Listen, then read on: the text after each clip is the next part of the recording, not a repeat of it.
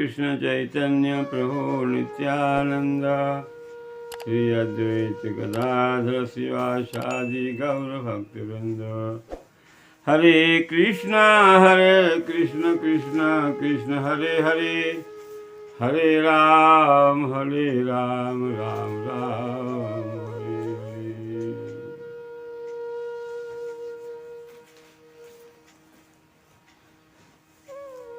एक क्षण के सत्संग का महत्व।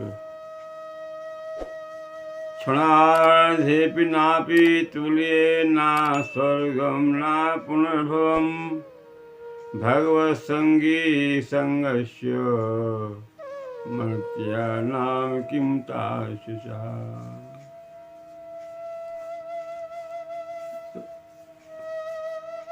सत्संग की महिमा शास्त्रों में बहुत गाई गई है।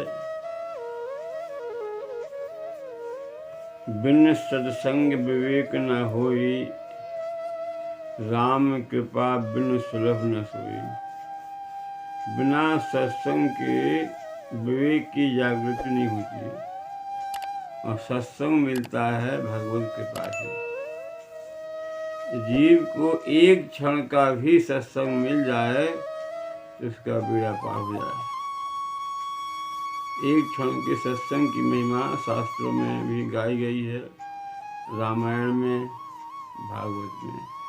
भागवत के श्लोक में सुना कि एक क्षण के सत्संग का जो सुख है वो स्वर्ग मोक्ष के सुख को भी तिरस्कृत करता है, फीका करता है। जब स्वर्ग और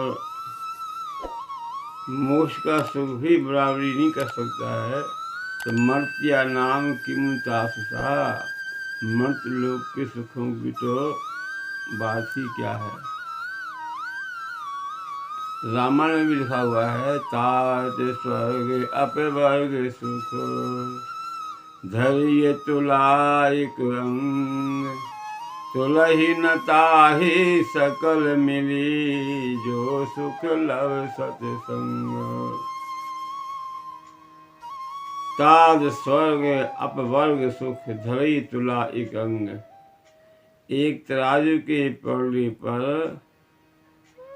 स्वर्ग का सुख, मोक्ष का सुख रखा जाए और एक क्षण के सत्संग का सुख रखा जाए, वो बराबरी नहीं कर सकता है। ये सत्संग का महत्व। इसलिए चैतन्य चरितामृत में कहा है, साधु संग सर्व शास्त्र कहे, लव मात्र साधु संग सर्व सिद्धि होए। एक क्षण का सत्संग भी मिल जाए तो हमारे जीवन का सबसे बड़ा लाभ है।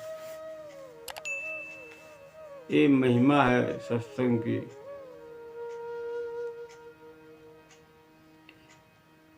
सत्संग इतना दुर्लभ है, स्वर्ग और मोक्ष के सुख को भी तिरस्कृत कर रहा है,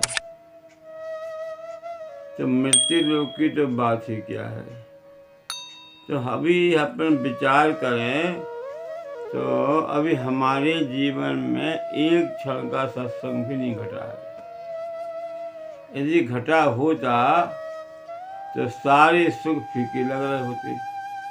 अभी हमें खाना लग रहा है अच्छा, पीना अच्छा लग रहा है, सोना अच्छा लग रहा है, संसार के सुखों में भूले हैं।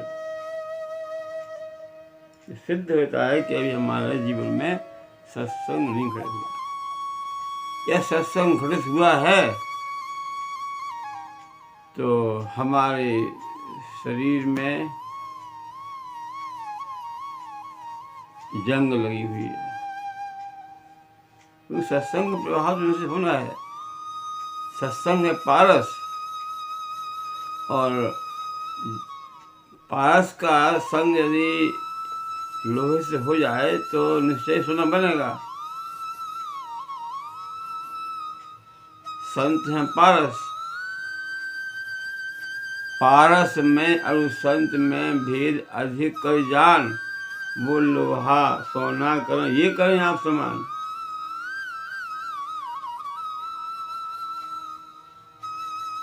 पारस तो लोहे को सोना करता है, पारस नहीं बनावे।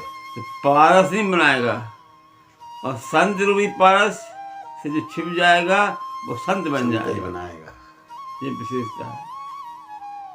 तो जैसे हम लोहा है और वो संत पारस हैं, और संत का स्पर्श पाकर के हमारे अंदर सुधार नहीं हो रहा है, तो पारस की गलती नहीं है, इस लोहे में जंग लगी है।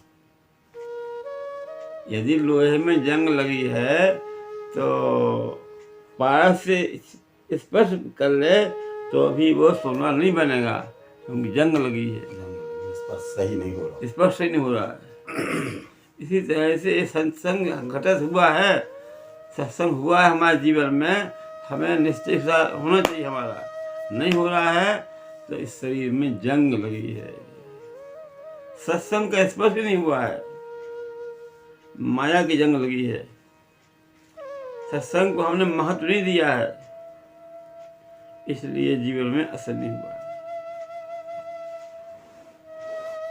और सत्संग करके भी हम भौतिक सुखों में पीछे लगी हुई है, भौतिक सुखों की इच्छा है।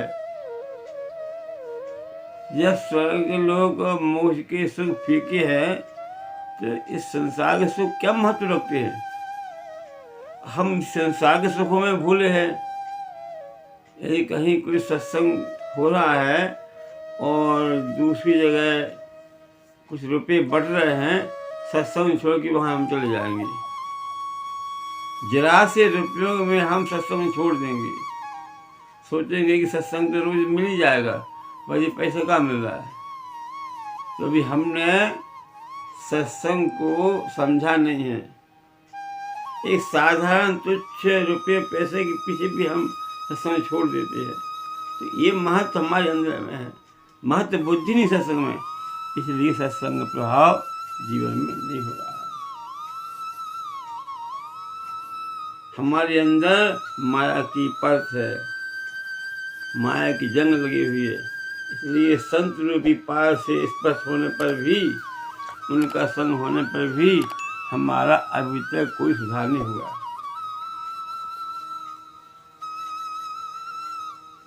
ये सत्संग के दोष नहीं है, और निश्चय ही संत का संग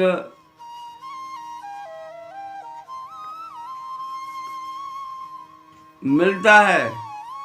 भगवान संत को भेजते हैं, वे आपके पास आते हैं, पर जो हमारे अंदर जंग लगी है इसलिए प्रभाव नहीं हो रहा है। तो ये हमारा अपना दोष है, सत्संग का दोष नहीं है। इसलिए हमें सत्संग का महत्व समझना चाहिए, सत्संग के लिए प्रयास करना चाहिए, भगवान से विनय करना चाहिए, प्रभु आपके भक्तों का हमें संग मिले। ये संतों ने बार बार मांगा है कि सत्संग मिले, आपके भक्तों का संग मिले। प्रहलाद जी ने तो भगवान से यही मांगा है, प्रभु हमें उन भक्तों का संग चाहिए है जिनके हृदय में आपकी भक्ति निरंतर तैल धारावत बह रही है। ऐसे भक्तों का हमें संग चाहिए।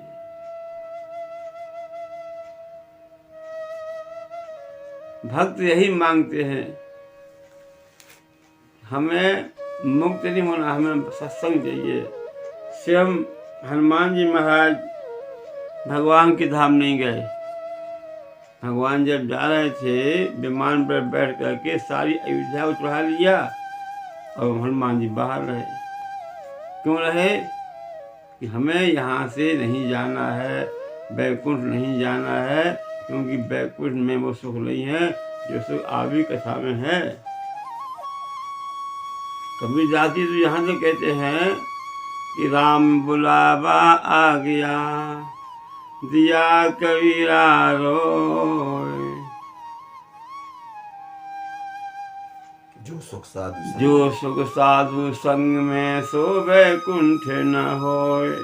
जो सुख साधु संग में है, सत्संग में है, बैकुंठ में नहीं। इसलिए कबीरदास जी भी इच्छा नहीं कर रहे हैं भगवान के धाम जाने में, तो कोई भी संत वो तो ये कहते हमें आप कहीं भी हमें जन्म दीजिए, नरक में भी हमें जन्म दें, अपने कर्मानुसार वहीं हमें सत्संग की प्राप्ति हो, साधु संग की प्राप्ति, आपके भक्तों की संग प्राप्त हो, हमें नरक भी अच्छा है। इसलिए हमें भगवान से एक बात ही मांगना चाहिए, हे प्रभु आपके भक्तों का संग,